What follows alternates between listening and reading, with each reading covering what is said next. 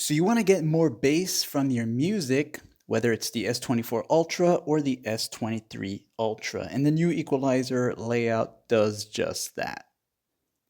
To find the equalizer settings, go into the quick access and tap on the settings gear icon right here. Once in this section, go down until you see sounds and vibration.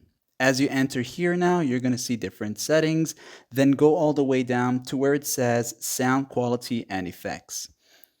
Once in this part here, you'll see equalizer.